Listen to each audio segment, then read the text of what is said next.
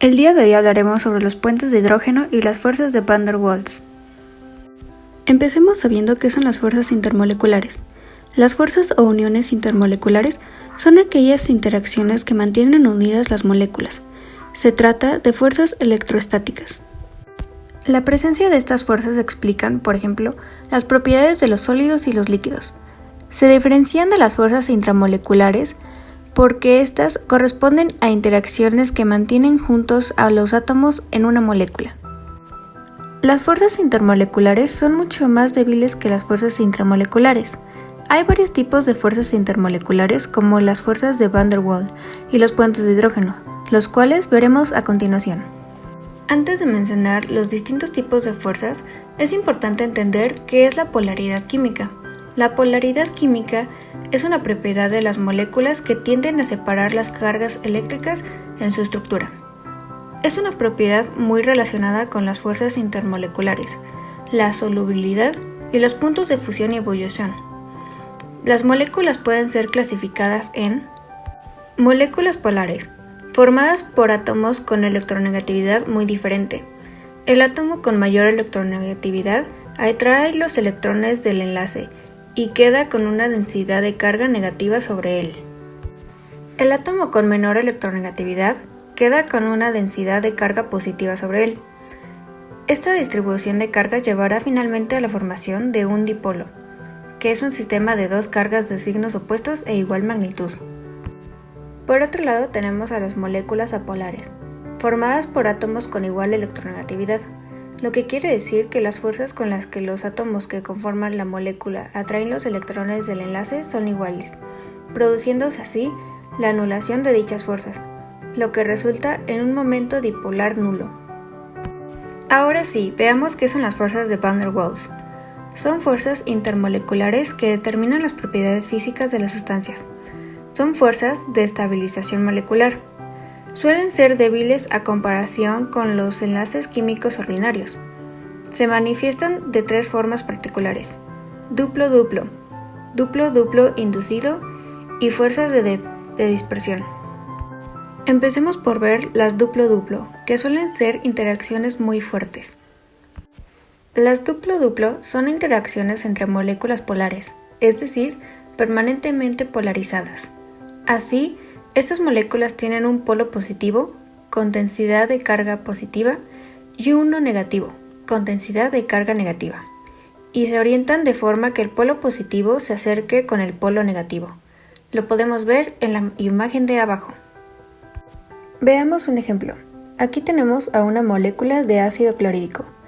Tenemos que empezar ubicando cada elemento en la tabla periódica y ver sus valores de electronegatividad.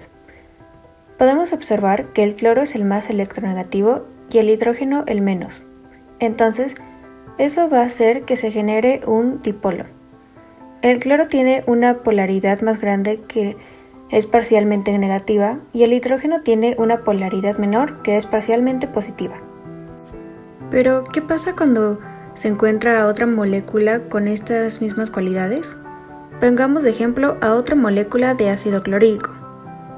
Como ambas moléculas son polares, se van a atraer y se producirá una fuerza de Van der Waals. El lado negativo atrae al positivo, sin embargo, la unión se puede romper si alguna de las moléculas se aleja. Ahora veamos el dipolo-dipolo inducido, que son interacciones medias. En el dipolo-dipolo inducido, tienen lugar entre una molécula polar y otra apolar, pero que presentan una polaridad inducida. En este tipo de interacción, el dipolo induce un dipolo transitorio en la molécula apolar, como se muestra en la imagen. Ahora veamos un ejemplo. Tenemos de nuevo a nuestra molécula polar de ácido clorhídrico, parcialmente negativa y parcialmente positiva. Entonces, ¿qué pasará cuando se encuentre con una molécula apolar? En este caso usaremos una molécula de hidrógeno. Esta molécula no tiene polos, pero sí tiene electrones negativos.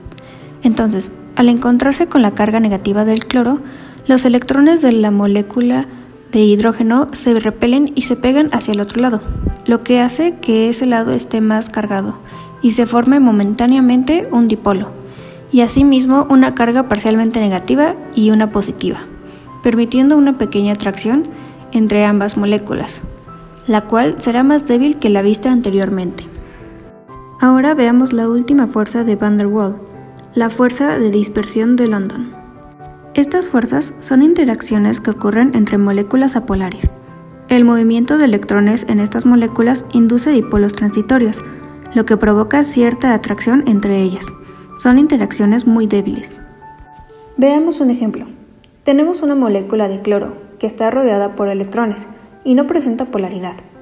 Los electrones están en constante movimiento, por lo que la molécula puede estar más cargada de un lado que de otro por momentos, formando un dipolo por un corto tiempo. Y si durante este tiempo se encuentra con otra molécula de cloro, va a suceder lo mismo que en el anterior caso. Los electrones de esta nueva molécula se repelen del lado donde se encuentra con carga negativa de la primera molécula, y entonces se crea la atracción. Sin embargo, como ya dijimos, como en estas moléculas los electrones están en constante movimiento, sus atracciones con otras moléculas suelen ser muy fugaces y débiles. Como nota, hay que saber que entre mayor sea el número de electrones, mayor el dipolo y mayor la fuerza de atracción que se genere.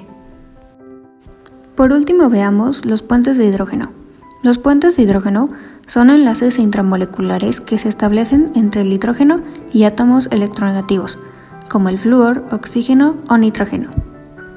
Los enlaces de hidrógeno permiten la comunicación de distintas moléculas intermoleculares, pero también pueden conectar diferentes zonas de una misma molécula, intramoleculares.